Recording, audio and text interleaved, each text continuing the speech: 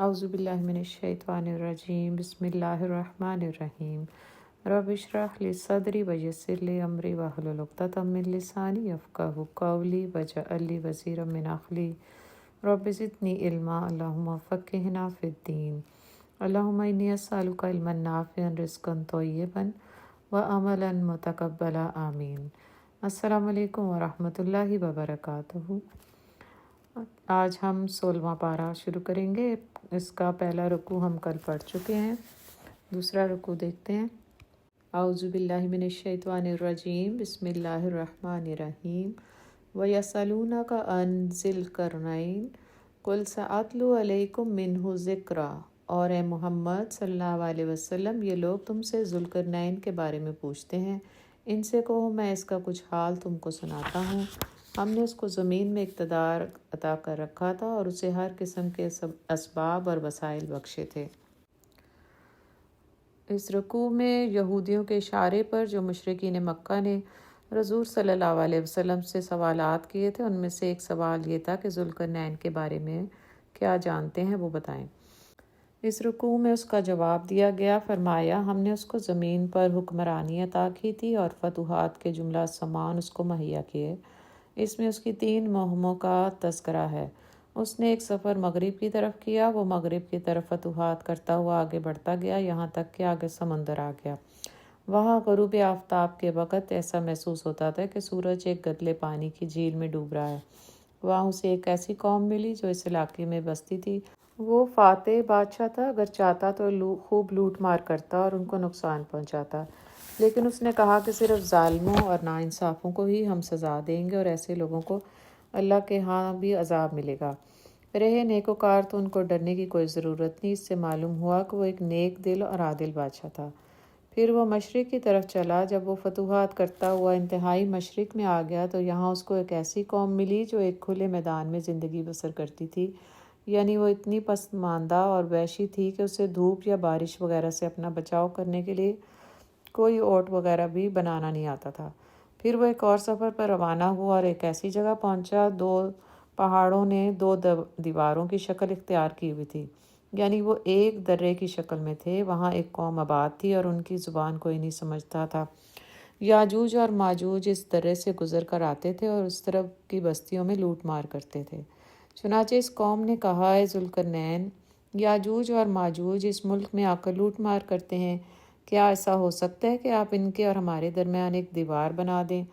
اس کے لیے ہم ٹیکس دینے کے لیے تیار ہیں۔ ذوالقرنین نے کہا، مجھے ٹیکس کی ضرورت نہیں، تم مزدور مہیا کرو اور کچھ سامان۔ پھر اس نے لوہے اور تانبے کی ایک ایسی دیوار بنائی کہ یاجوج اور ماجوج نہ اس پر چڑھ سکتے تھے اور نہ اس میں سرنگ لگا سکتے تھے۔ ذوالقرنین نے کہا، جب قیامت آئے گی تو پروردگار ہمارا اس دیوار کو ریزہ ریزہ کر دے گا اور ہمارے پروردگار کا وعدہ برحق ہے۔ فرمایا اس روز سمندروں کی لہروں کی طرح ایک قوم دوسری قوم کے درمیان بہنے لگے گی اور سور پھونکا جائے گا اور تمام قوموں کی بھیڑ اکٹھی ہو جائے گی۔ کفار جن کی آنکھوں پہ غفلت کے پردے پڑے ہوئے تھے وہ سب جہنم میں جھونک دیے جائیں گے۔ آیت نمبر 102۔ افحسب الذین کفروا ان یتخذوا عبادی من دونی اولیاء انا اعتدنا جہنم للکافرین نزلا۔ یہ سورہ کہف کا آخری رکوع ہے۔ اس میں انسانوں کی سعی اور عمل اور اس کے انجام کی طرف متوجہ کیا گیا۔ جو لوگ صرف دنیا ہی کے لیے اپنی کوشش کرتے ہیں اور اس کے لیے آخرت میں ان کا کوئی حصہ نہیں ہوگا، ان کی تمام کوششیں نابود ہونے والی ہیں۔ اس کے مقابلے میں ان لوگوں کی کوششیں دائمی ہیں جو وہ اللہ کی رضا کے لیے کرتے ہیں، جن میں وہ دنیا اور آخرت دونوں کے فائدوں کو پیش نظر رکھتے ہیں۔ آج کل دنیا پرست لوگ یہ گمان کرتے ہیں کہ ہم نے بڑے بڑے ٹیکنالوجی کے پلانٹ مختلف شعبوں میں قائم کیے اور ہماری تحقیقات اور ایجادات سے انسانوں کو بڑے فوائد حاصل ہو رہے ہیں، اور یہ چیز لوگوں کو طرح طرح سے گمراہ کرتی ہے۔ مسلمانوں کے اندر بھی ان جدید تحقیقات اور ایجادات نے مختلف تصورات اور نظریات پیدا کر دیے ہیں۔ وہ محض دنیا کی ترقیات اور مادی کامیابیوں کو ہی حقیقی معراج سمجھتے ہیں، اور مادہ پرست لوگ اپنے علم پر نازاں ہیں، گویا کہ وہ خدا بن بیٹھے ہیں، حالانکہ حقیقت یہ ہے کہ وہ ایک دھوکے میں مبتلا ہے۔ سوال یہ ہے کہ موجودہ صورت میں یہ تحقیقات اور ایجادات حقیقتاً انسانوں کو فائدہ پہنچا رہی ہیں یا نہیں؟ ان چیزوں نے مجموعی طور پر انسانوں کو کیا دیا؟ صرف آرام طلبی، عدم سکون، بے چینی، ذہنی انتشار اور افراتفری۔ اور سب سے بڑھ کر ان چیزوں نے انسان کو اپنے خدا سے دور کیا ہے۔ انسان ان چیزوں میں ایسا گم ہوا ہے کہ انہی کو اپنا معبود بنا بیٹھا ہے۔ وہ اس حقیقت کا ادراک نہیں رکھتا کہ یہ سب چیزیں جو دنیا کی خاطر دنیا کے لیے کر رہے ہیں نابود ہونے والی ہیں۔ وہ یہ نہیں جانتا کہ یہ چیزیں فتنہ اور آزمائش کے لیے ہیں۔ وہ بڑے بڑے کارخانے لگاتا ہے اور اس سے اپنی کامیابی قرار دیتا ہے، لیکن وہ یہ سمجھتا نہیں کہ یہ حقیقی کامیابی نہیں ہے۔ جب غفلت کا پردہ دور ہوگا تو اسے احساس ہوگا کہ اس نے اپنا سارا وقت برباد کر دیا۔ اصل میں اللہ تعالیٰ کی طرف سے جو چیز فائدہ مند ہے جو انسانوں کو دی گئی ہے وہ نعمت کہلاتی ہے، لیکن یہ نعمت انسان کی آزمائش کے لیے ہوتی ہے۔ انسان کا کام یہ ہے کہ وہ اس نعمت کو صحیح طور پر استعمال کرے، اللہ تعالیٰ کا شکر ادا کرے اور اس کی قائم کی ہوئی حدوں سے باہر نہ نکلے۔ جب کسی انسان کا طرز عمل اللہ کی نعمتوں یا اس کی آزمائش میں ایسا ہو جائے تو پھر اس کی کوشش نابود ہوتی ہے، وہ غیر فانی ہوتا ہے۔ ایسے ہی انسان کے اعمال کو قیامت کے دن وزن دیا جائے گا۔ چنانچہ یہاں 102 آیت میں اور 106 تک ہم دیکھیں گے ارشاد ہوا کہ جو دنیا پرستی میں غرق ہیں اور مادہ پرستی یا مادہ پرست لوگوں کو اپنا معبود بنائے بیٹھے ہیں، ایسے لوگ جو بھی عمل کرتے ہیں چاہے وہ بظاہر اچھے کیوں نہ نظر آئیں، بے فائدہ ہیں اور فانی ہیں۔ ایسے لوگوں کی ایک اور نشانی یہ ہے کہ یہ لوگ اللہ کی کتابوں اور اس کے رسولوں کا مذاق اڑاتے ہیں۔ یہ مذاق وہ اللہ اور اس کے رسول کی ہدایت پر عمل نہ کر کے یا ان کو کم تر گمان کر کے اس میں تحریف کا مطالبہ کر کے یا سرہن زبان سے اب اول فول بک کر اڑاتے ہیں۔ یہ لوگ روز جزا کو سری گھاٹے میں رہیں گے اور ان کا ٹھکانہ جہنم ہوگا۔ اس کے برعکس وہ لوگ جو اللہ کی آزمائشوں میں ثابت قدم رہتے ہیں، اللہ پر یقین رکھتے ہیں اور اللہ کے لیے صحیح اور عمل کرتے ہیں، حقیقی کامیابی حاصل کرتے ہیں۔ کیا انسان اپنے علم پر نازا ہے؟ کیا یہ مادہ پرست لوگ دنیا کے علوم و فنون کے بلبوتے پر خدا کو نیچا دکھانا چاہتے ہیں؟ حقیقت یہ ہے کہ تمہیں جو کچھ علم ملا ہے یہ تو خدا کے علم میں سے ہے، جیسے ایک سمندر کے مقابلے میں ایک قطرہ یا اس سے بھی کم۔ فرمایا تمہارے پروردگار کی باتیں اتنی ہیں کہ اگر سمندر سیاہی بن جائے اور اس دنیا کے تمام درخت قلم بن جائیں تو نہ ختم ہوں گے۔ سمندر ختم ہو جائیں اور قلم گھس گھس کر نابود ہو جائیں مگر اللہ کی باتیں ختم نہ ہوں گی۔ اے انسان، تم کیوں مغرور ہو رہے ہو؟ یہ جو تھوڑا سا علم و فن تمہیں اللہ نے سکھا دیا اس کی بنا پر تم خود خدا بنے جا رہے ہو۔ آخر میں فرمایا کہ آپ صلی اللہ علیہ وسلم اعلان کر دیں کہ میں اس کے سوا کچھ نہیں ہوں کہ تمہارا جیسا ایک بندہ ہوں۔ اللہ نے مجھے وحی سے نوازا ہے، اللہ ہی تمہارا معبود ہے، اس کے سوا اور کوئی معبود نہیں، اور انسانوں میں سے جو کوئی اس سے ملنے کی امید رکھتا ہے اس کو چاہیے کہ دنیا میں اچھے کام کرے اور اپنے رب کو پہچان کر اس کی بندگی کا راستہ اختیار کرے اور ان مادی ایجادات سے متاثر ہو کر مادہ پرستی کو خدا پرستی کا مقام نہ دے، کیونکہ یہ تمام چیزیں دنیا کے لیے آزمائش ہیں اور تباہ و برباد ہونے والی ہیں۔ سورہ مریم، یہ مکی صورت ہے۔ یہ ہجرت حبشہ سے قبل نازل ہوئی جبکہ مسلمانوں کے لیے مکہ کی زمین تنگ ہو گئی تھی، یعنی یہ وہ دور تھا جب کفار مکہ زبانی ملامت اور تشنیع کے بعد ظلم و ستم پر اتر آئے تھے اور کوشش کر رہے تھے کہ کسی طرح مسلمانوں کو اپنے دین پر واپس لے آئیں۔ ہر قسم کا ظلم و ستم مسلمانوں پہ کیا جا رہا تھا۔ جب حالات ناقابل برداشت ہو گئے تو رسول اللہ صلی اللہ علیہ وسلم نے صحابہ کو حبشہ کی طرف ہجرت کرنے کا حکم دیا۔ آپ نے فرمایا وہاں ایک عادل بادشاہ ہے جو کسی پر ظلم نہیں کرتا۔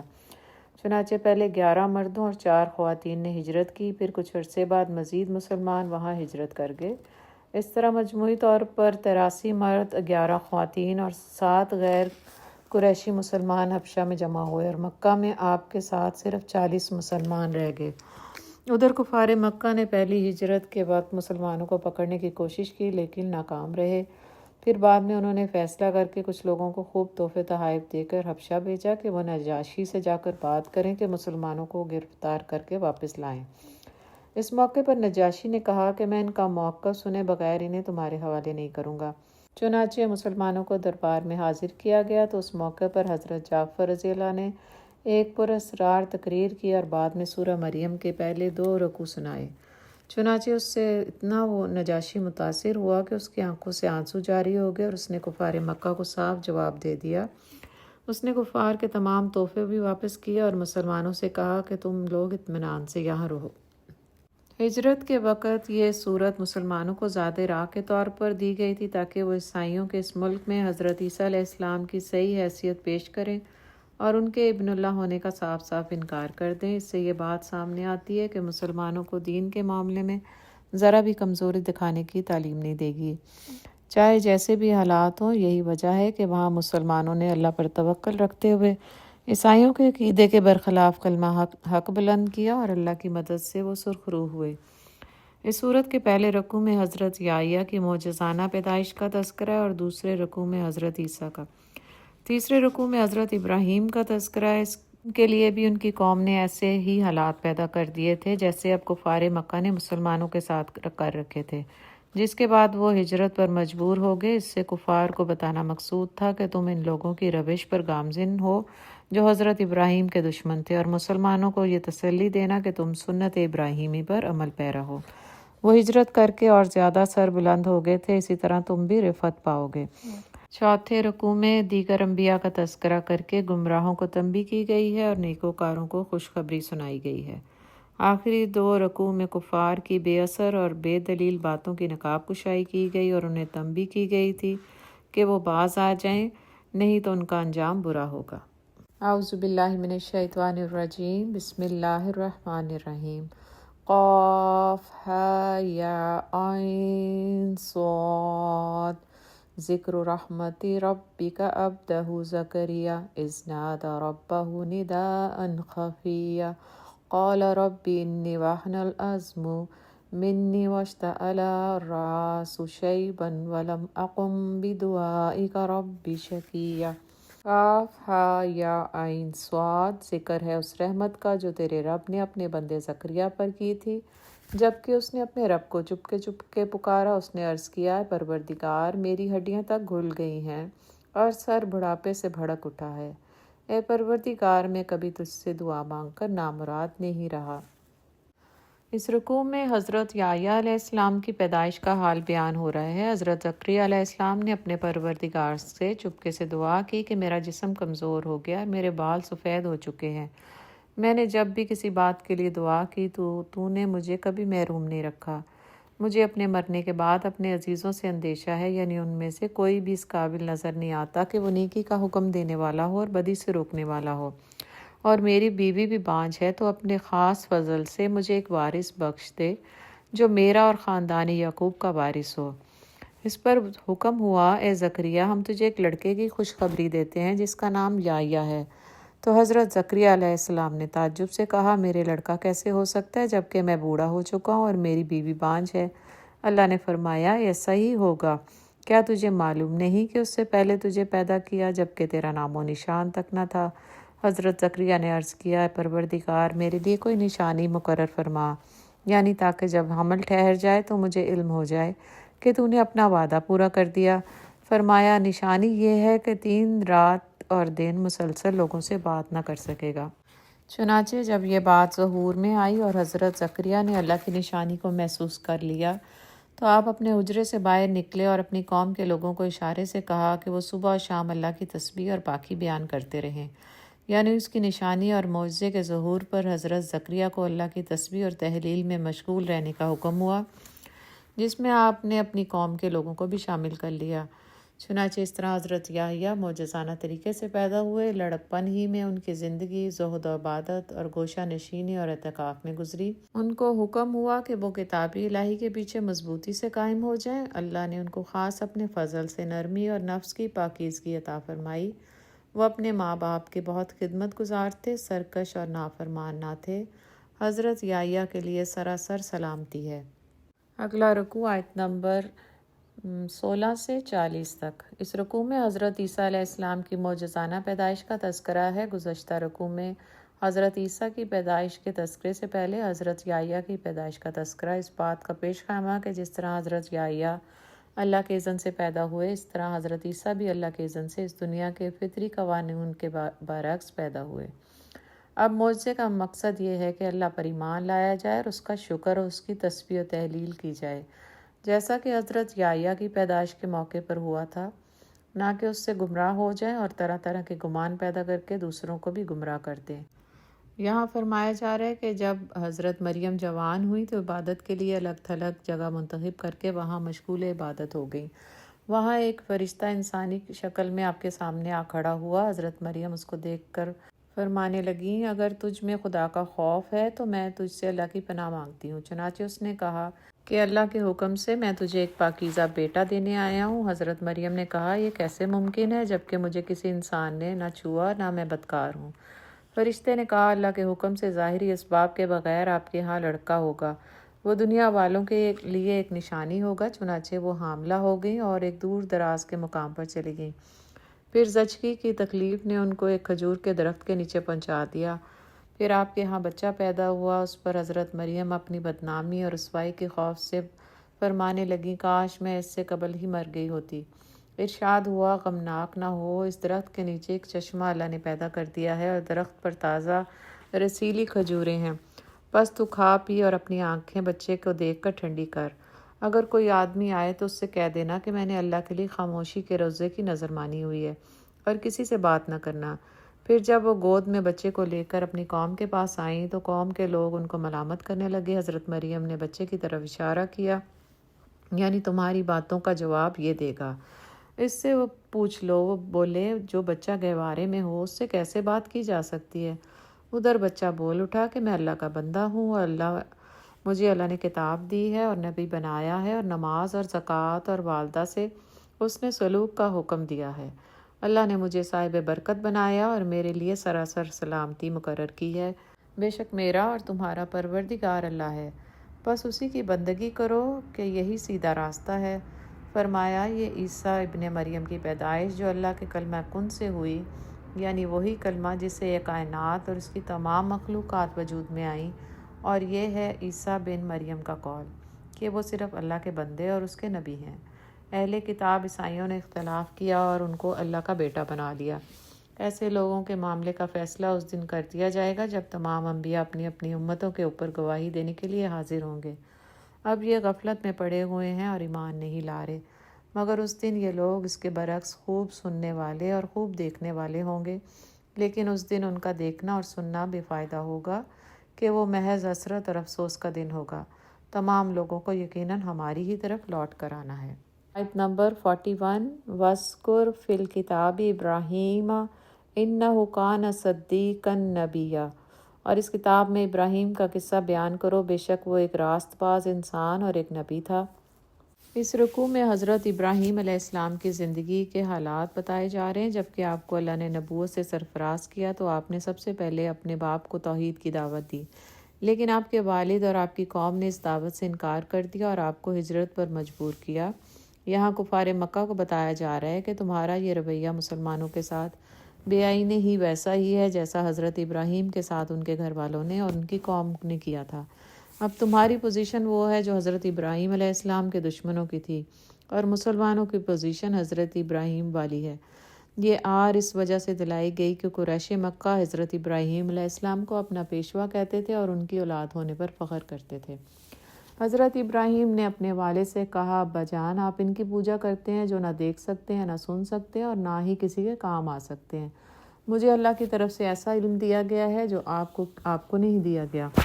آپ میری پیروی کریں، میں آپ کو سیدھی راہ دکھاؤں گا۔ ابا جان، آپ شیطان کی پرستش نہ کریں، یعنی یہ بت پرستی، شرک وغیرہ شیطان کی سجائی ہوئی باتیں ہیں۔ ان میں مبتلا ہو کر آپ اصل میں شیطان کی پیروی کرتے ہیں، اور آپ یہ بات تو جانتے نہیں کہ شیطان تو سری اللہ کا نافرمان ہے۔ اگر آپ ان چیزوں سے باز نہ آئے تو مجھے ڈر ہے کہ کہیں آپ اللہ کے عذاب کے مستحق نہ ہو جائیں اور پھر مستقلاً شیطان کے ساتھیوں میں سے ہو جائیں۔ جواب میں باپ نے کہا، ابراہیم، تو مجھے میرے معبودوں سے ہٹانا چاہتے ہے؟ اگر تو باز نہ آیا تو میں تجھے سنسار کر دوں گا، جا میری نظروں سے دور ہو جا۔ حضرت ابراہیم نے اس کے جواب میں سلام کہا اور جدا ہوتے ہوئے یہ بھی کہا کہ میں آپ کے لیے اپنے رب سے بخشش کی دعا مانگوں گا۔ حضرت ابراہیم نے بتوں اور بت پرستوں سے اپنی بیزاری اور کنارہ کشی کا اظہار کھل کر دیا۔ آپ نے فرمایا کہ میں اس کو پکاروں گا جو پکار کو حقیقتاً سنتا ہے، اور میں اس کو پکار کر محروم نہیں رہوں گا۔ چنانچہ جب آپ نے اپنے گھر والوں اور قوم سے الگ ہوئے تو اللہ پر توکل کرتے ہوئے ہجرت کی۔ اللہ تعالیٰ نے آپ کو ہر لحاظ سے سرخ رو کیا اور مزید رفعت اور عزت دی۔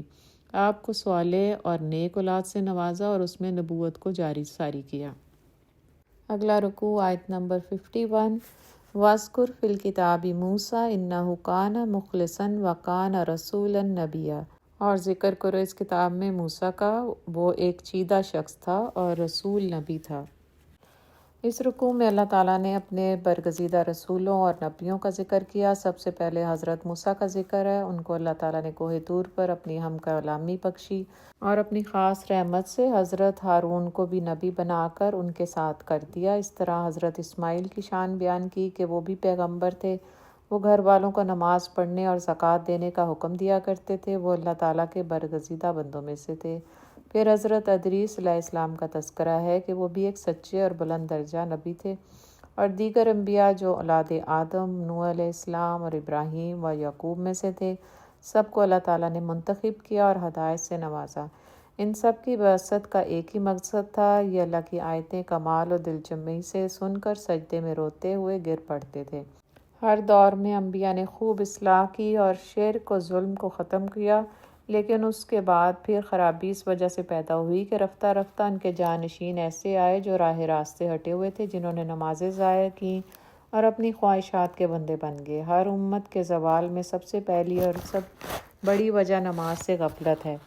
ایسے لوگوں کو گمراہی کی پاداش میں سزا ملے گی، البتہ جنہوں نے توبہ کی اور نیک عمل کی اور انبیاء کی راہ پر ثابت قدم رہے، ان کے لیے سدا بہار جنت ہے، جس کا وعدہ اللہ رب الکریم نے اپنے بندوں سے کر رکھا ہے۔ یعنی جس طرح ہمیشہ سے انبیاء محبوس ہوتے رہے اور وہ محبوس بھی ایسے حالات میں ہوتے رہے جبکہ ان سے پہلے کے انبیاء کے ناخلف جانشینوں کی وجہ سے گمراہی حد سے زیادہ پھیل گئی تھی، اسی طرح اب حضرت محمد صلی اللہ علیہ وسلم بھی ایسے ہی گمراہی والے حالات میں محبوس ہوئے۔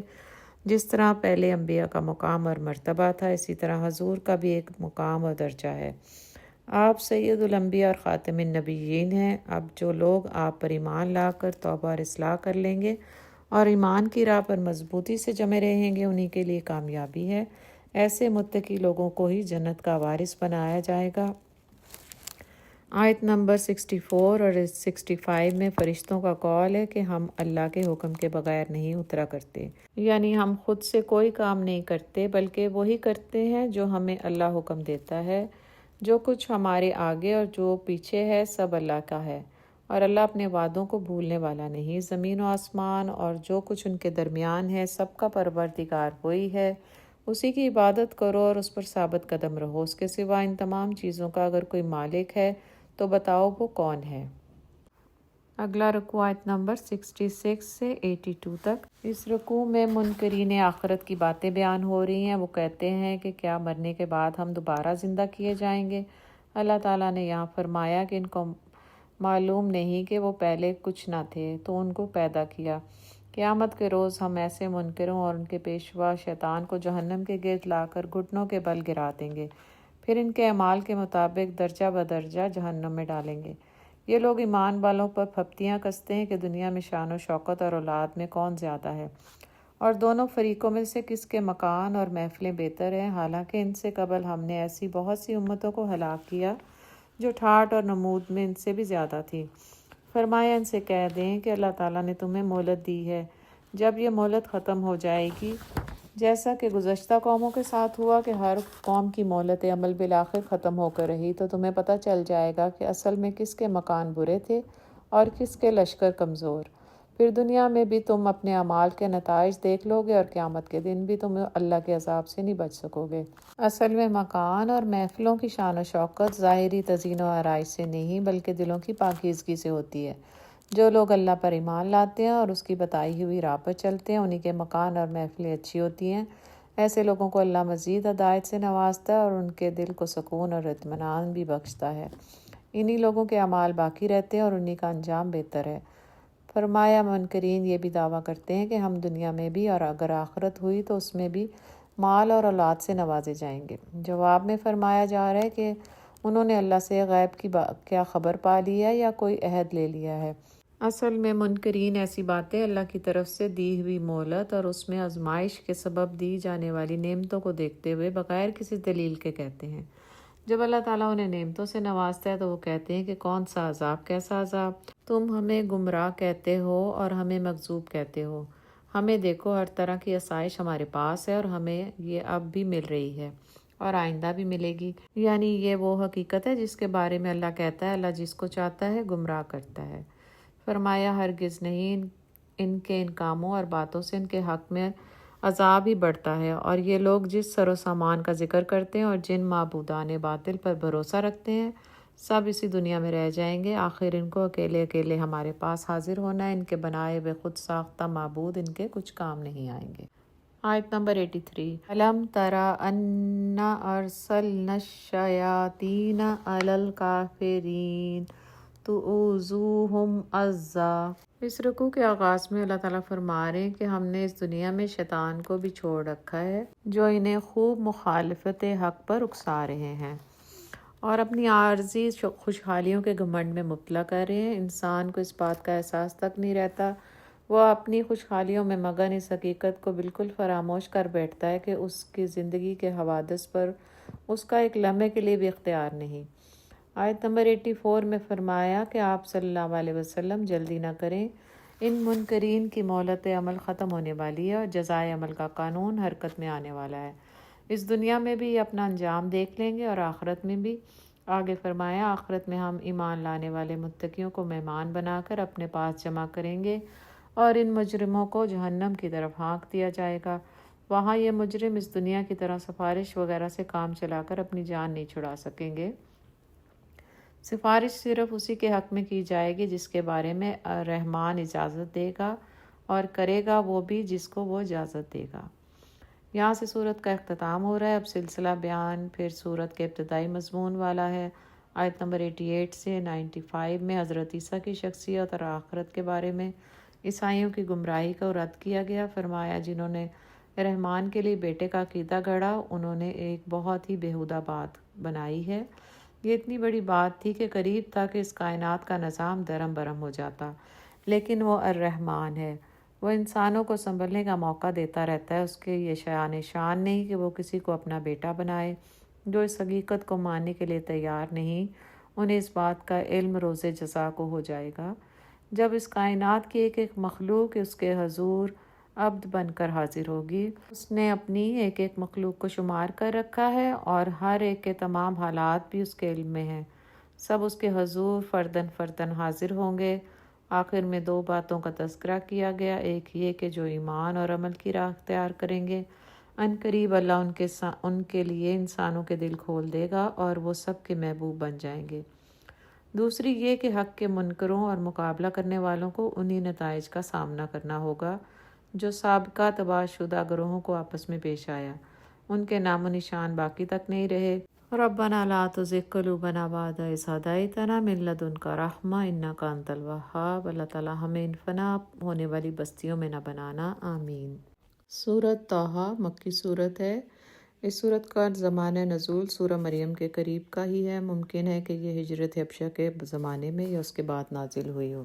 بہرحال یہ امر یقینی ہے کہ حضرت عمر رضی اللہ تعالیٰ عنہ کے قبول اسلام سے پہلے یہ نازل ہو چکی تھی۔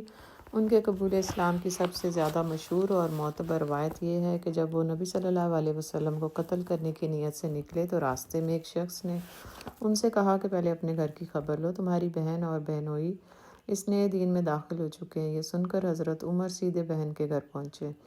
وہاں ان کی بہن فاطمہ بنت خطاب اور ان کے بہنوئی سعید بن زید بیٹھے ہوئے حضرت خباب بن ارت سے ایک صحیفے کی تعلیم حاصل کر رہے تھے۔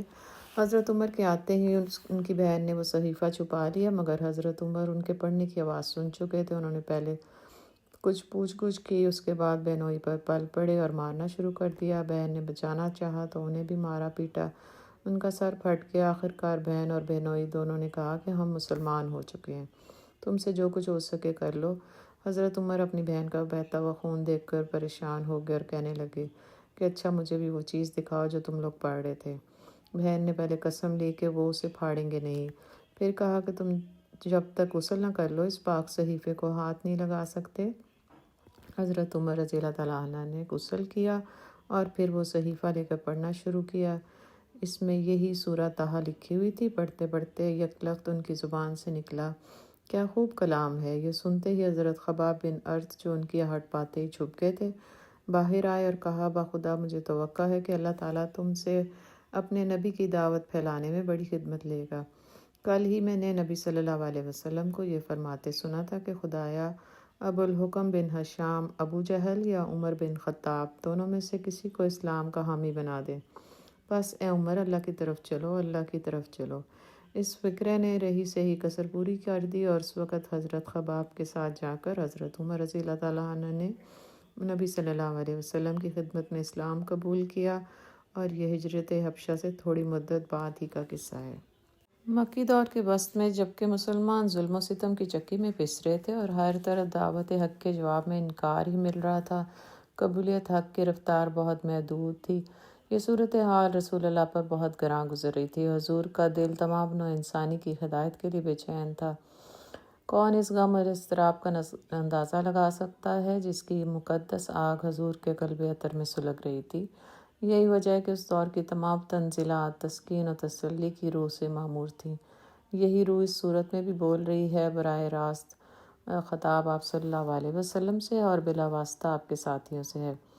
آغاز میں فرمایا کہ آپ پر یہ قرآن اس لیے نازل نہیں کیا گیا کہ آپ اس بات پر اپنی جان ہلکان کر لیں کہ لوگ اس کو قبول کیوں نہیں کر رہے، بلکہ یہ تو ایک نصیحت اور یاد دہانی ہے تاکہ جو استعداد رکھنے والے ہیں وہ اس کو قبول کر لیں۔ اس کے بعد حضرت موسیٰ علیہ السلام کی زندگی کے حالات کو پیش کیا گیا، جس سے مقصود آپ کے سامنے ایک نبی کا نمونہ رکھنا بھی تھا اور تاکہ تسلی کا سامان ہو سکے، اور حضرت موسیٰ اور فرعون کی کشمکش کے نتائج سے کفار کو تنبیہ کرنا بھی مطلوب تھا۔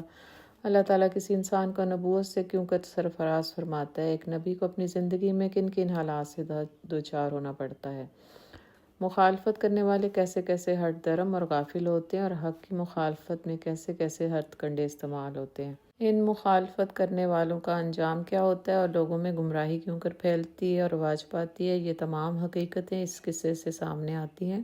یہ قصہ 5 رکوعوں میں مسلسل بیان کرنے کے بعد پھر وہی بات دہرائی گئی ہے جو آغاز میں ہے، یعنی یہ قرآن تو نصیحت اور یاد دہانی ہے۔ جو اس کو قبول کرے تو اپنے ہی فائدے کے لیے ہے، جو انکار کرے تو اپنا ہی نقصان ہے، کہ قیامت آنے ہے، حشر کا میدان سجنا ہے اور ہر کسی کو اپنے اعمال کی جواب دہی کرنی ہے۔ اس کے بعد قصہ آدم ابلیس کو پیش کیا گیا، جس سے مقصود انسانوں کو اپنی اصلی اور ازلی دشمن شیطان سے ہوشیار کرنا ہے اور اس حقیقت کو اشکار کرنا ہے کہ انسان اس دنیا میں کیوں کر آیا اور یہاں اس کی زندگی کا مقصد کیا ہے۔ آخر میں فرمایا کہ یہاں لوگوں کو اللہ تعالیٰ نے مہلت عمل دی ہے، جس کی وجہ سے منکرین پر ان کی صریح ظلموں کے باوجود فوراً عذاب نہیں آتا۔ بس آپ صلی اللہ علیہ وسلم اور مسلمانوں کو چاہیے کہ صبر اور نماز سے مدد لیں اور دنیا کی نمود و نمائش پر نظر ڈالے بغیر اپنا کام کیے جائیں۔ اعوذ باللہ من الشیطان الرجیم، بسم اللہ الرحمن الرحیم۔ طٰ ما انزلنا علیک القرآن لتشقى الا تذکرۃ لمن یخشی تنزیل ممن خلق الارض والسماوات العلی۔ فرمایا یہ قرآن اس لیے نازل نہیں ہوا کہ آپ صلی اللہ علیہ وسلم کو رنج اور مشقت میں ڈالا جائے، یہ تو ایک نصیحت ہے، جو طالب حق ہوتے ہیں وہی اسے قبول کریں گے۔ جنہوں نے قبولیت حق کی استعداد کھو دی ہے اور اپنی خواہشات کے نظریات میں کھوئے ہوئے ہیں، وہ سننے والے نہیں۔ آپ صبر سے انتظار کریں، نتیجے کا ظہور اپنے وقت پر ہوگا۔ یہ قرآن اسی ہستی کا اتارا ہوا ہے جو زمین اور اونچے اونچے آسمانوں کا خالق ہے۔ وہ ہستی اپنی مخلوق پر نہایت مہربان ہے، اس کائنات میں اسی کی حکمرانی ہے۔ وہ تمام کھلی اور چھپی باتوں کو جاننے والا ہے، اپنی مخلوقات کے دلوں کے بھیدوں کو جانتا ہے۔ وہ ہستی کون ہے، اسے کس نام سے پکارا جاتا ہے؟ وہ اللہ ہے جس کے سوا کوئی معبود نہیں، اسے تمام اچھے اچھے ناموں سے پکارا جاتا ہے کہ اس کے سب نام حسن و خوبی والے ہیں۔ آیت نمبر 9 سے حضرت موسیٰ کی سرگشت شروع ہو رہی ہے۔ ان کی پوری زندگی دعوت حق کی مجسم شہادت تھی۔ یہاں حضرت موسیٰ کے قصے کی ابتدا اس وقت سے ہو رہی ہے جب انہیں نبوت سے سرفراز کیا گیا۔ حضرت موسیٰ 10 سال مدین میں اپنے خسر کا غلہ چرانے کے بعد اپنے اہل خانہ کے ہمراہ جزیرہ نما سینا کے جنوبی حصے سے گزر رہے تھے کہ آگ دیکھی۔ آپ وہاں سے معلومات اور چنگاری وغیرہ لانے کی غرض سے اس طرف چل پڑے۔ وہاں پہنچے تو اللہ تعالیٰ نے ان سے کلام کیا، جس کا یہاں آیت میں تذکرہ ہو رہا ہے۔ اللہ نے فرمایا انا اخترتک فاستمع لما یوحی، میں نے تجھ کو چن لیا ہے، سن جو کچھ وحی کی جاتی ہے۔ پھر توحید و رسالت، عبادت و نماز اور معاد کے متعلق تعلیم دی اور مقصد حیات کو واضح فرمایا اور گمراہوں سے ہوشیار رہنے کی تلقین فرمائی۔ پھر 2 معجزے عنایت کیے، یعنی لاٹھی کے اصلی سانپ بننے کا اور ہاتھ بغل میں ڈالنے کے بعد نکالنے پر بالکل سفید اور چمکدار ہونے کا۔ اس کے بعد فرمایا ہم تمہیں اپنی قدرت کے اور بھی بڑے بڑے نشان دکھائیں گے، تم فرعون کی طرف جاؤ اور اسے راہ راست پر لانے کی کوشش کرو کہ وہ حدوں سے باہر ہو گیا ہے۔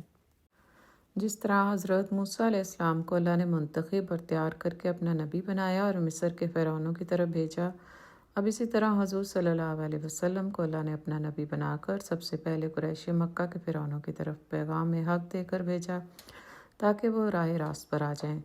یہ پیغام مثلاً وہی ہے جو حضرت موسیٰ علیہ السلام کو اللہ تعالیٰ نے دیا تھا۔ پھر جس طرح آغاز میں حضرت موسیٰ کو اللہ تعالیٰ نے 2 معجزوں سے نوازا، اسی طرح آپ صلی اللہ علیہ وسلم کو بھی 2 معجزے عنایت کیے، ایک قرآن اور دوسرا خود آپ کی ذات مبارک، یعنی آپ صلی اللہ علیہ وسلم امی ہوتے ہوئے اخلاق و کردار کا اعلیٰ نمونہ اور پرتاثیر شخصیت کے مالک تھے، گویا حامل قرآن اور اس کا چلتا پھرتا نمونہ۔ آیت نمبر 25۔ قال رب اشرح لی صدری ویسر لی امری واحلل عقدۃ من لسانی یفقہوا قولی واجعل لی وزیرا من اہلی ہارون اخی۔ جب حضرت موسیٰ علیہ السلام کو نبوت مل گئی اور آپ کو اللہ تعالیٰ نے یہ حکم دیا کہ آپ فرعون کے پاس جائیں، تو آپ نے اللہ سے اپنے لیے دعا فرمائی، جس میں ایک درخواست پیش کی گئی۔ آپ نے فرمایا اے پروردگار، میرا سینہ کھول دے اور میرا کام آسان کر دے اور میری زبان کی گرہ کھول دے تاکہ وہ میری بات سمجھ سکیں، اور میرے ساتھ میرے بھائی ہارون کو مددگار مقرر کر دے اور اس کے ذریعے مجھے میرے کام میں قوت عطا فرما تاکہ ہم کثرت سے تیری حمد و ثنا بیان کرتے رہیں۔ اللہ تعالیٰ نے ان کی دعا قبول فرمائی۔ یہ دعا حضرت موسیٰ نے کسی کمزوری کی وجہ سے نہیں کی تھی، جیسا کہ بعض لوگ کہتے تھے کہ ان کو لکنت تھی، بلکہ اس لیے مانگی تھی کہ نبوت کی بھاری ذمہ داری کو بخوبی انجام دے سکیں۔ چنانچہ حضرت موسیٰ کا اور اس طرح دعا کرنا ہر اس شخص کے لیے قابل تقلید نمونہ ہے جو لوگوں کے سامنے تقریر یا وعظ وغیرہ کرنے جا رہا ہو۔ جہاں تک ان کے اپنے بھائی کو اپنا مددگار مقرر کرنے کی درخواست تھی، تو حضرت ہارون علیہ السلام ان کے بڑے بھائی تھے اور ان سے زیادہ اچھے خطیب تھے۔ حضرت موسیٰ علیہ السلام تقریر یا خطابت میں ان کو اتنا زیادہ تجربہ نہیں تھا، اس لیے انہوں نے اللہ تعالیٰ سے درخواست کی اس خیال سے کہ جہاں تقریر کرنی ہو وہاں حضرت ہارون زیادہ بہتر طریقے سے تقریر کر لیں گے۔ چنانچہ اللہ تعالیٰ نے حضرت موسیٰ علیہ السلام کی دعا قبول فرما لی، اس لیے وہ کچھ ہی عرصے میں فصاحت اور بلاغت سے تقریر کرنے لگے۔ جب اللہ تعالیٰ نے حضرت موسیٰ کی دعا قبول فرما لی، یعنی ان کا سینہ کھول دیا اور ان کے بھائی کو بھی ان کے ساتھ نبی بنایا، تو فرمایا اے موسیٰ، ہم مجھ سے بیشتر بھی تیرے اوپر احسان کر چکے ہیں، یعنی تیری پیدائش ایسے حالات میں ہوئی تھی کہ تیرا بچنا محال تھا، لیکن ہم نے تجھے بچایا، اور بچایا بھی تیرے اس دشمن کے ذریعے جو تمام خرابیوں اور ان حالات کا ذمہ دار تھا۔ ہم نے تیری ہر موقع پہ مدد کی، یہاں تک کہ تو رسالت کے قابل ہوا، اور یہ سب کچھ ہم نے خاص تیرے ساتھ اس لیے کیا تھا کہ ہم تجھ سے اپنا خاص کام لینا چاہتے تھے۔ پھر دوسری طرف اللہ تعالیٰ نے حضرت موسیٰ کو کئی دفعہ آزمایا بھی، اور اب وہ آزمائش میں پورے بھی اترے، یعنی پیغمبر یا بڑا انسان بننے میں دونوں چیزیں ضروری ہوتی ہیں۔ ایک طرف اللہ تعالیٰ مدد کرتا ہے، دوسری طرف انسان بھی اس کی صلاحیت اور استعداد رکھتا ہے۔ اللہ تعالیٰ نے مختلف انسانوں کو طرح طرح کی صلاحیتوں اور استعداد والا بنایا ہے۔ وہ جو کام لینا چاہتا ہے اس کے مناسب کسی انسان کا انتخاب کر کے اپنا کام لے لیتا ہے۔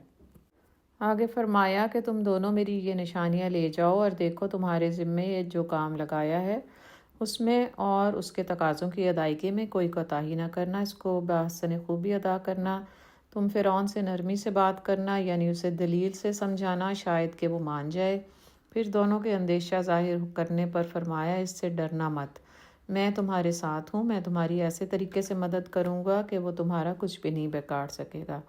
آگے آیت نمبر 47 اور 48 میں اللہ تعالیٰ کی ہدایت کے مطابق حضرت موسیٰ اور ہارون علیہ السلام کا فرعون کے سامنے دعوت حق پیش کرنے کا تذکرہ ہے، اور پھر آیت نمبر 52 تک حضرت موسیٰ اور فرعون کے درمیان مکالمے کا، اور آیت نمبر 53 سے آخر رکوع تک توحید پر مزید دلائل کا تذکرہ ہے۔ حضرت موسیٰ علیہ السلام نے دلیل کے ساتھ یعنی انفس اور افاق سے اجتہاد کر کے فرعون کے سامنے توحید کی دعوت پیش کی۔ آیت نمبر 55 منہا خلقناکم وفیہا نعیدکم ومنہا نخرجکم تارۃ اخری۔ اسی زمین سے ہم نے تم کو پیدا کیا، اسی میں ہم تمہیں واپس لے جائیں گے اور اسی سے تم کو دوبارہ نکالیں گے۔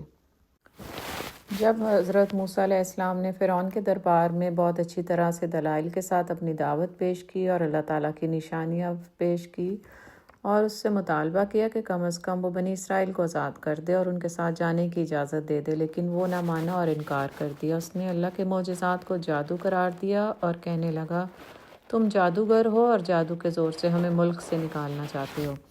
ہم بھی تمہارے مقابلے میں ایسا ہی جادو لائیں گے، ایک دن مقرر کر لو، ہمارا اور تمہارا مقابلہ ایک کھلے میدان میں ہوگا۔ چنانچہ اس کے لیے جشن کا دن مقرر ہو گیا اور یہ اعلان کیا گیا کہ تمام ملک سے لوگ دن چڑھے حاضر ہو جائیں۔ فرعون نے ملک سے تمام ماہر جادوگروں کو جمع کیا۔ اس کا خیال تھا کہ جشن کے دن جب کہ تمام ملک سے لوگ اکٹھے ہوں گے، وہ حضرت موسیٰ علیہ السلام کا پول کھول دے گا اور لوگوں کے ذہنوں سے حضرت موسیٰ علیہ السلام کے متعلق اگر کوئی ہمدردی بھی ہوئی تو وہ نکل جائے گی۔ ادھر حضرت موسیٰ کے لیے ایسا موقع تو منہ مانگا تھا، ان کو اور کیا چاہیے تھا، ایک ہی دن میں تمام ملک کے لوگوں تک ان کی دعوت پہنچ رہی تھی۔ جب مقابلہ شروع ہونے لگا تو حضرت موسیٰ علیہ السلام نے تمام جادوگروں کے سامنے اپنی دعوت پیش کی اور انہیں سمجھایا۔ اس پر وہ آپس میں سرگوشیاں کرنے لگے اور کہنے لگے ان دونوں کا رویہ یا معاملہ جادوگروں جیسا تو نہیں لگتا۔ درباریوں نے ان کو اکسایا کہ یہ دونوں بھائی جادوگر ہیں، یہ چاہتے ہیں کہ جادو کے زور سے تمہیں تمہارے ملک سے نکال دیں اور تمہارے مذہب کو نابود کر دیں۔ بس اپنے تمام داؤ جمع کرو اور صف باندھ کر مقابلہ کرو۔ آج جو بازی لے گیا وہ کامیاب ہو گیا۔ چنانچہ مقابلہ شروع ہوا اور جادوگروں نے اپنا کرتب دکھایا۔ حضرت موسیٰ کو ایسا معلوم ہو رہا تھا کہ ان کی تمام رسیاں اور لاٹھیاں سانپ بن کر دوڑ رہی ہیں۔ شروع میں حضرت موسیٰ کو خوف محسوس ہوا، لیکن پھر اللہ کی مدد سے خوف دور ہو گیا اور انہوں نے بھی اپنی لاٹھی نیچے پھینک دی۔ جادوگروں نے جو کچھ کیا تھا وہ محض نظروں کا فریب تھا، حقیقت میں کچھ نہیں تھا، جبکہ حضرت موسیٰ نے جو کچھ دکھایا وہ حقیقت تھی۔ چنانچہ حضرت موسیٰ کے استحے جادوگروں کی لاٹھیوں اور رسیوں کو جو سانپ نظر آ رہی تھی نگل لیا اور ان کا جادو ناکام ہو کر ختم ہو گیا۔ جادوگر اس حقیقت کو فوراً جان گئے، انہوں نے یقین ہو گیا کہ حضرت موسیٰ نے جو کچھ دکھایا وہ جادو نہیں بلکہ معجزہ ہے۔ اس لیے وہ فوراً سجدے میں گر گئے اور پکار اٹھے کہ ہم موسیٰ علیہ السلام اور ہارون علیہ السلام کے پروردگار پر ایمان لائے۔ فرعون نے اپنی شکست کو دیکھتے ہوئے پینترا بدلا تاکہ لوگوں پر صورتحال کو مشتبہ کر کے اپنی خفت کو مٹا سکے اور اپنی حکومت کو پہنچنے والے خطرے کا سدباب کرے۔ اس نے کہا یہ سب تمہاری ملی بھگت ہے، موسیٰ تمہارا سردار ہے اور تم جادوگر اس سے ملے ہوئے ہو، اس کے شاگرد ہو۔ اس نے جادوگروں کو خوب ڈرایا دھمکایا، لیکن جادوگروں نے اس کے جواب میں جو کچھ کہا اس سے فرعون کا حربہ ناکام ہو گیا۔ جادوگروں کے قول آیت نمبر 72 اور 73 سے ان کے پختہ ایمان کا اظہار ہوتا ہے، ایک ایسا ایمان جو سخت ترین سزا کو سامنے دیکھ کر بھی متزلزل نہیں ہوا۔ فرعون کے اس حربے اور جادوگروں کے قول سے یہ بات سامنے آتی ہے کہ لوگ حضرت موسیٰ کی دعوت کو اچھی طرح جان چکے تھے اور یہ مقابلہ محض کرتبوں کو اور کمالات دکھانے کا نہیں تھا، بلکہ لوگ اس مقابلے کے اصل غرض و غایت سے بخوبی آگاہ ہو گئے تھے۔ آیت نمبر 72 میں جادوگروں نے جواب دیا، قسم ہے اس ذات کی جس نے ہمیں پیدا کیا ہے، یہ ہرگز نہیں ہو سکتا کہ ہم روشن نشانیاں سامنے آ جانے کے بعد بھی صداقت پر تجھے ترجیح دیں۔ تو جو کچھ کرنا چاہتا ہے کر لے، تو زیادہ سے زیادہ بس اسی دنیا کی زندگی کا فیصلہ کر سکتا ہے۔ ہم تو اپنے رب پر ایمان لے آئے ہیں تاکہ وہ ہماری خطائیں معاف کر دے اور اس جادوگری سے جس پر تو نے ہمیں مجبور کیا تھا درگزر فرمائے۔ اللہ ہی اچھا ہے اور وہی باقی رہنے والا ہے۔ حقیقت یہ ہے کہ جو مجرم بن کر اپنے رب کے حضور حاضر ہوگا اس کے لیے جہنم ہے، جس میں وہ نہ جیے گا نہ مرے گا، اور جو اس کے حضور مومن کی حیثیت سے حاضر ہوگا جس نے نیک عمل کیے ہوں گے، ایسے سب لوگوں کے لیے بلند درجے ہیں، سدا بہار باغ ہیں جن کے نیچے نہریں بہہ رہی ہوں گی، ان میں وہ ہمیشہ رہیں گے۔ یہ جزا ہے اس شخص کی جو پاکیزگی اختیار کرے گا۔ آیت نمبر 77 وَلَقَدْ أَوْحَيْنَا إِلَى مُوسَىٰ أَنْ أَسْرِ بِعِبَادِي فَاضْرِبْ لَهُمْ طَرِيقًا فِي الْبَحْرِ يَبَسًا لَا تَخَافُ دَرَكًا وَلَا تَخْشَىٰ۔ ہم نے موسیٰ پر وحی کی کہ اب راتوں رات میرے بندوں کو لے کر چل پڑ اور ان کے لیے سمندر میں سے سوکھی سڑک بنا لے، تجھے کسی کے تعقب کا ذرا خوف نہ ہو اور نہ سمندر کے بیچ سے گزرتے ہوئے ڈر لگے۔ یہاں اس رکوع میں ارشاد ہو رہا ہے کہ اللہ تعالیٰ نے حضرت موسیٰ علیہ السلام کو وحی کی اور ایک رات مقرر کر دی کہ میرے بندوں کو یعنی بنی اسرائیل کو مصر کے ہر حصے سے لے کر قافلے کی شکل میں ہجرت کریں۔ فرعون نے حضرت موسیٰ علیہ السلام کے معجزات سے تنگ آ کر بنی اسرائیل کو مصر سے جانے کی اجازت دے دی تھی، لیکن ان کی روانگی کے بعد اس کی رائے بدل گئی اور اس نے اپنے لشکر کے ساتھ ان کا تعاقب کیا۔ حضرت موسیٰ علیہ السلام کی منزل صحرائے سینا تھی۔ وہ تمام بنی اسرائیل کو لے کر اس کی طرف گامزن تھے کہ راستے میں بحر کلزم آ گیا۔ اس سے پہلے کہ وہ اس کنارے شمال کی طرف آگے بڑھ کر سینا تک پہنچتے، فرعون اپنے لشکر کے ساتھ موجود ہوا۔ اب ایک طرف سمندر تھا، دوسری طرف فرعون کا لشکر جو انہیں گھیرنے آ رہا تھا۔ اس موقع پر اللہ تعالیٰ نے حضرت موسیٰ علیہ السلام کو وحی کی کہ وہ اپنی لاٹھی سمندر پر ماریں۔ چنانچہ سمندر کے درمیان میں ایک صاف اور ہموار راستہ نمودار ہو گیا اور پانی پہاڑوں کی مانند ٹھہر گیا۔ بنی اسرائیل اس راستے میں سے گزر گئے اور فرعون بھی ان کے تعاقب میں اس راستے پر چل پڑا۔ جب وہ سمندر کے بیچوں بیچ پہنچا تو اللہ کے حکم سے پانی کا ٹھہراؤ ختم ہو گیا اور وہ اپنے لشکر سمیت اس میں غرق ہو گیا۔ آیت نمبر 79 میں فرمایا کہ فرعون نے اپنی قوم کی صحیح رہنمائی نہیں کی تھی۔ یہاں قریش کو بھی متنبہ کیا جا رہا ہے کہ تمہارے سردار اور لیڈر بھی اسی راستے کی طرف لے جا رہے ہیں جس پر فرعون اپنی قوم کو لے گیا۔ اب تمہیں خود فیصلہ کرنا ہے کہ تمہاری اور ان کی روش صحیح ہے یا نہیں۔ آگے آیت نمبر 80 سے 82 میں بنی اسرائیل کو تنبیہ کی ہے۔ اللہ تعالیٰ نے بنی اسرائیل کو اپنے عظیم احسانات یاد دلائے کہ اس ذمہ داری کی یاد دہانی کرو جو احسانات کے حق کے طور پر عائد ہوتی ہے۔ ان احسانات میں فرعون سے نجات، کوہ طور کے دامن میں تورات دینے کا وعدہ اور من و سلوہ شامل ہے۔ اس کے ساتھ ہی یہاں ایسے لوگوں کے انجام کی بھی خبر دے دی گئی جو اللہ کی نعمتوں کی ناقدری کرتے ہیں، شکر کرنے کی بجائے سرکشی کی راہ اختیار کرتے ہیں۔ ایسے لوگوں پر اللہ تعالیٰ کا غضب نازل ہوتا ہے اور جس پر اللہ کا غضب نازل ہو جائے وہ صریح ہلاکت میں پڑ جاتا ہے۔ البتہ جو ہر قسم کے گناہوں سے توبہ کر لے اور ایمان لے آئے، نیک عملی اور راست بازی کو اپنی زندگی کا شیوا بنائے اور ان چیزوں میں ثابت قدمی دکھائے تو اللہ تعالیٰ ایسے ہی لوگوں کو بخشنے والا ہے۔ آیت نمبر 83 میں حضرت موسیٰ کے اعتکاف اور اللہ تعالیٰ سے ملاقات اور اس دوران بنی اسرائیل کے سامری کے فتنے کی وجہ سے گمراہ ہونے کا بیان شروع ہو رہا ہے۔ سمندر پار کرنے کے بعد کوہ طور کے دامن تک پہنچنے کے درمیان جو واقعات پیش آئے ان کو یہاں بیان نہیں کیا گیا، ان کا تذکرہ سورہ اعراف میں آ چکا ہے۔ چونکہ اللہ تعالیٰ نے بنی اسرائیل سے شریعت کے احکامات کے لیے تورات دینے کا وعدہ کیا تھا اور اس کے لیے حضرت موسیٰ علیہ السلام کو کوہ طور پر اعتکاف کرنے کی غرض سے بلایا، اس لیے حضرت موسیٰ جلد ہی اپنی قوم کو چھوڑ کر کوہ طور پر تشریف لے گئے تھے اور اپنے پیچھے حضرت ہارون کو اپنا قائم مقام بنا کر گئے تھے۔ وہاں اللہ نے فرمایا، تم نے اپنی قوم سے آنے میں جلدی کیوں کی؟ حضرت موسیٰ نے عرض کیا کہ میں جلد اس لیے آیا کہ تو خوش ہو جا اور میری قوم کے لوگ میرے پیچھے ہیں۔ اللہ نے فرمایا، ہم نے تمہارے پیچھے تمہاری قوم کو آزمائش میں ڈال دیا ہے۔ سامری نے انہیں گمراہ کر دیا۔ حضرت موسیٰ نے 40 دن تک کوہ طور پر اعتکاف کیا اور اس دوران اللہ تعالیٰ نے انہیں تورات کے بنیادی احکامات سے نوازا، اور اسی دوران وہ واقعہ بھی پیش آیا جس میں حضرت موسیٰ علیہ السلام نے اللہ کو دیکھنے کی خواہش ظاہر کی۔ اس چلے یا اعتکاف کے بعد حضرت موسیٰ علیہ السلام سخت غصے اور رنج کی حالت میں اپنی قوم کی طرف پلٹے اور ان سے کہا، کیا تمہارے رب نے تم سے تورات دینے کا وعدہ نہیں کیا تھا اور میں نے تم سے اس بات پر عہد نہیں لیا تھا کہ تم میرا انتظار کرنا؟ کیا میں تم سے بہت زیادہ دیر کے لیے جدا ہو گیا تھا کہ تم مایوس ہو کر وعدہ خلافی کر بیٹھے، یا تم وعدہ خلافی کر کے اپنے اوپر اپنے رب کا غضب لانا چاہتے ہو؟ انہوں نے جواب دیا کہ اس صحرا کے اندر ہمیں زیورات کا بوجھ گراں محسوس ہوا، اس لیے ہم نے سامری کے کہنے پر ان کو آگ کی بھٹی میں پھینک دیا تاکہ ان کی اینٹوں یا سلاخوں وغیرہ میں ڈال کر بآسانی دوسرے سامان کے ساتھ رکھ لیں۔ اس طرح سامری نے بھی کچھ ڈالا، پھر اس نے اس میں سے ایک بچڑے کی مورت بنا کر نکال لی جس میں سے بیل کی آواز نکلتی تھی۔ اس نے یہ چیز لوگوں کو اس طرح دکھائی گویا یہ کسی کرامت کا نتیجہ ہے۔ اس نے لوگوں کو برابر کرایا کہ اس نے فرشتے کے قدم کے نیچے سے مٹی لے کر اس بچھڑے کے قالب میں ڈالی ہے، جس کی وجہ سے اس میں سے آواز آتی ہے۔ بس لوگوں نے کہنا شروع کر دیا کہ یہی تمہارا اور موسیٰ کا خدا ہے۔ موسیٰ تمہیں اس کے بارے میں بتانا بھول گیا تھا۔ گویا اس طرح بنی اسرائیل نے اپنا عذر بیان کر کے اپنے آپ کو شرک سے بریء کرنا چاہا۔ وہ اس بچھڑے کو بنانے میں تو شامل نہ تھے، لیکن اس کو خدا ماننے میں برابر کے شریک تھے۔ چنانچہ فرمایا، کیا انہوں نے اپنی عقل کو استعمال نہ کیا؟ کیا انہوں نے اس بات پر غور نہ کیا کہ یہ کیسا معبود ہے جو ایک بے جان بچڑے کی مانند ہے، جو نہ بات کر سکتا ہے اور نہ ہی ان کے کسی کام آ سکتا ہے۔ اگلا رکوع آیت نمبر 90 سے 104۔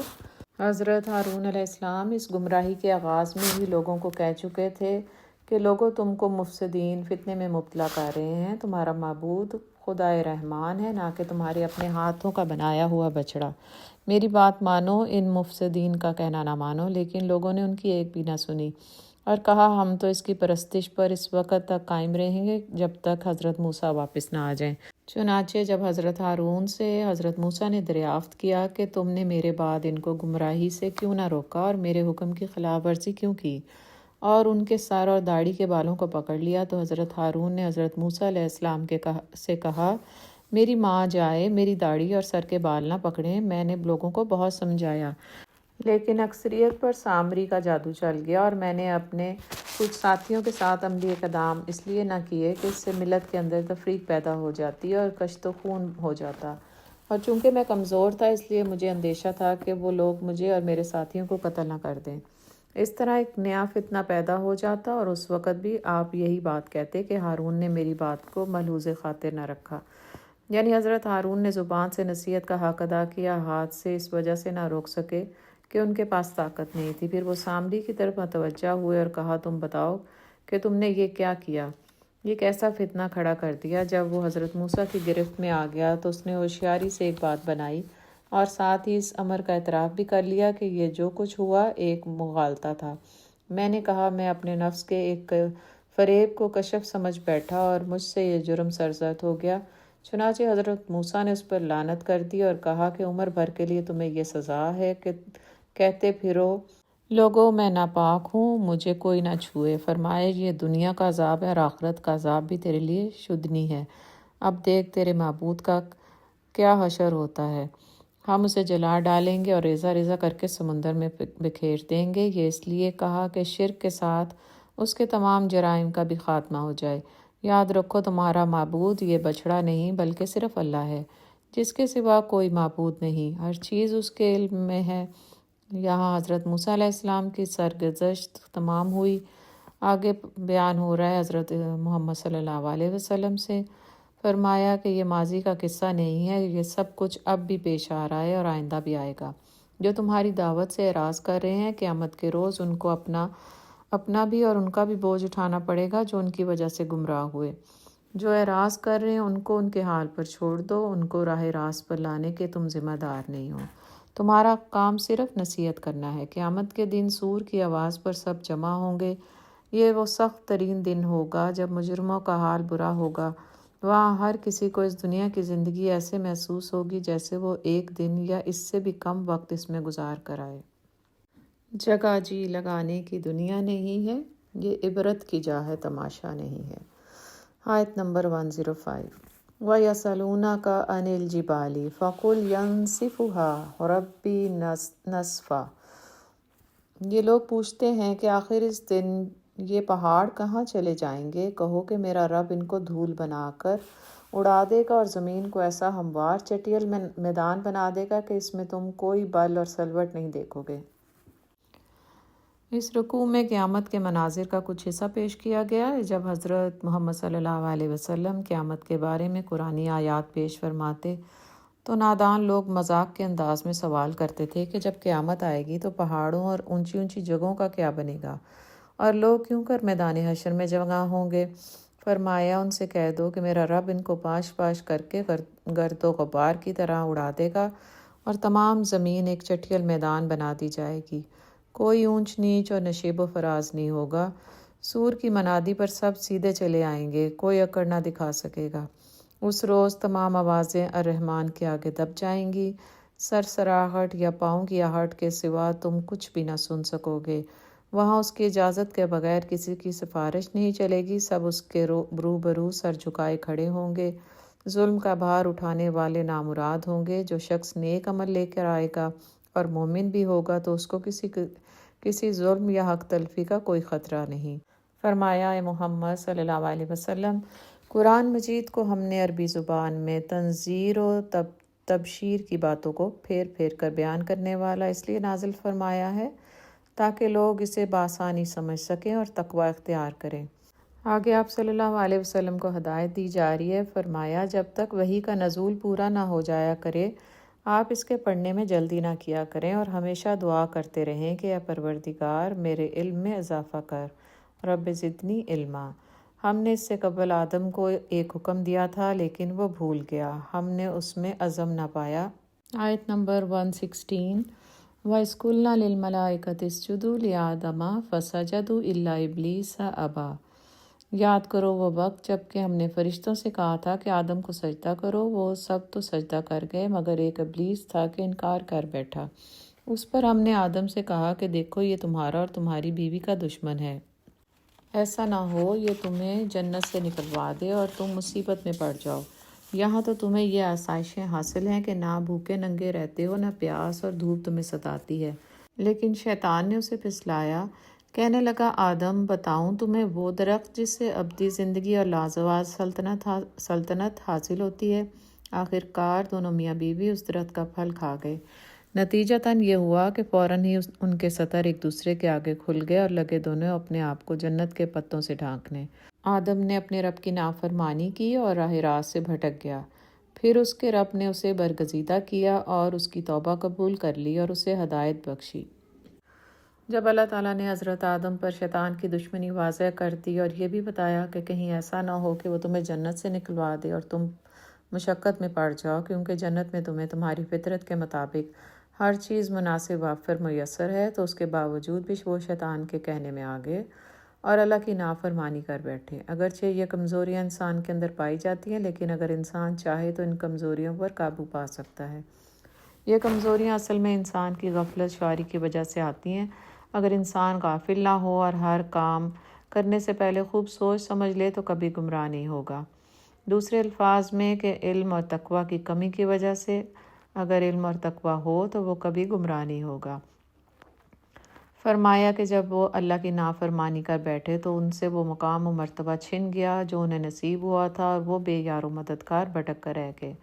پھر فرمایا کہ ان کے پروردگار نے ان کو نوازا اور برگزیدہ کیا، ان پر مہربانی سے توجہ فرمائی اور سیدھی راہ کی طرف بخشش کر دی، یعنی جہاں وہ گر گئے تھے وہیں انہیں گرا ہوا نہیں چھوڑا بلکہ انہیں دوبارہ منتخب کر کے ان کو راہ دکھائی۔ فرمایا اس مقام کو دوبارہ حاصل کرنا چاہتے ہو تو تمہیں ایک آزمائش کی بھٹی سے گزرنا ہوگا، یعنی تم یہاں سے اترو اور دنیا میں جا کر بسو اور یہ دنیا کی زندگی تمہارے لیے ایک آزمائش ہوگی۔ اس میں میری طرف سے ہدایات آئیں گی، جو میری ہدایت کی پیروی کرے گا وہی کامیاب ہوگا اور اس مقام کا مستحق ہوگا۔ چنانچہ اس دنیا کی زندگی کا وقت ہر انسان کے لیے مہلت عمل ہے جو اس کی آزمائش یا امتحان لینے کی غرض سے اسے دیا گیا۔ فرمایا جو میری ہدایت پر عمل پیرا رہے گا وہی راہ راست پر رہے گا اور اس کی دنیا کی زندگی بھی سنور جائے گی اور آخرت کی کامیابی بھی اس کا مقدر ہوگی۔ جو میرے ذکر سے منہ موڑے گا اس کے لیے دنیا کی زندگی تنگ ہو جائے گی اور قیامت کے روز ہم اسے اندھا اٹھائیں گے اور آخرت کا عذاب دنیا کے مقابلے میں بڑا سخت ہے، یعنی یہی نہیں کہ جنت نہیں ملے گی بلکہ سخت عذاب سے دوچار ہونا پڑے گا۔ بس راہ راست پر چلنے کے لیے یا کامیابی اور عذاب سے بچنے کے لیے دو چیزوں کی ضرورت ہے، جیسے کہ اوپر بھی بیان کیا گیا کہ ایک علم اور دوسرا تقوی، یعنی اللہ کی ہدایت کو جاننا ہے اور یہ یقین رکھنا ہے کہ اللہ ہمیں دیکھ رہا ہے، ہم اس کی ہدایت کے مطابق نہ چلے تو اس کا وبال ہم پر پڑے گا۔ آگے آیت نمبر 128 میں حضور صلی اللہ علیہ وسلم کی دعوت کے اسبات ہیں۔ نیز کفار کو تنبیہ کرنے کے لیے ان کے سامنے ان تباہ شدہ بستیوں کو رکھا گیا جن میں سے وہ گزر رہے تھے، یعنی وہ قومیں اس لیے تباہی سے ہمکنار ہوئیں کہ انہوں نے اللہ کی ہدایت کو ماننے سے انکار کر دیا۔ یہ ناکامی تو ان کی دنیا کی ناکامی تھی اور آخرت کی ناکامی تو اس سے کہیں زیادہ سخت اور باقی رہنے والی ہوگی۔ حقیقت تو یہ ہے کہ جو عقل سلیم رکھنے والے لوگ ہیں وہی ان باتوں سے عبرت پکڑتے ہیں۔ آیت نمبر 129 سے 135 آخری رکوع ہے۔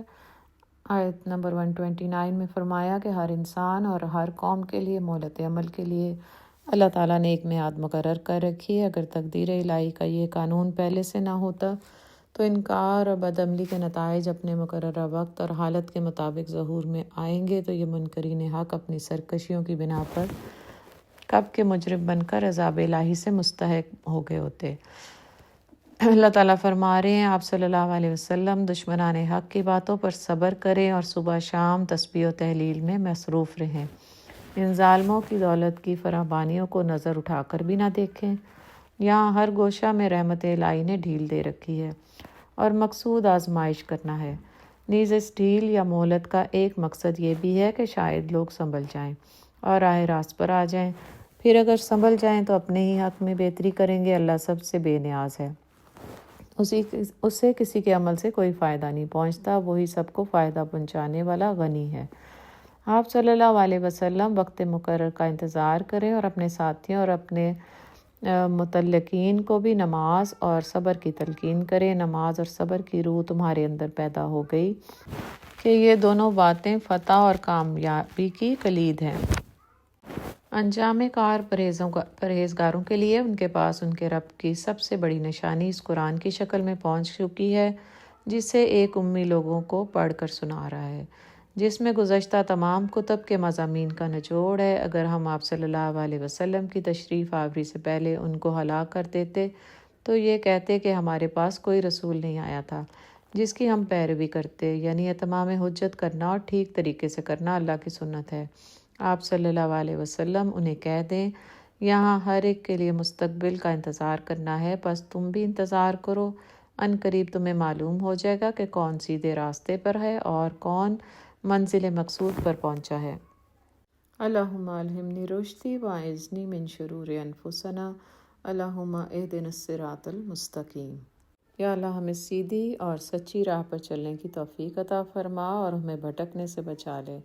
اللہم انی اسألک الجنۃ الفردوس ونعوذ بک من النار۔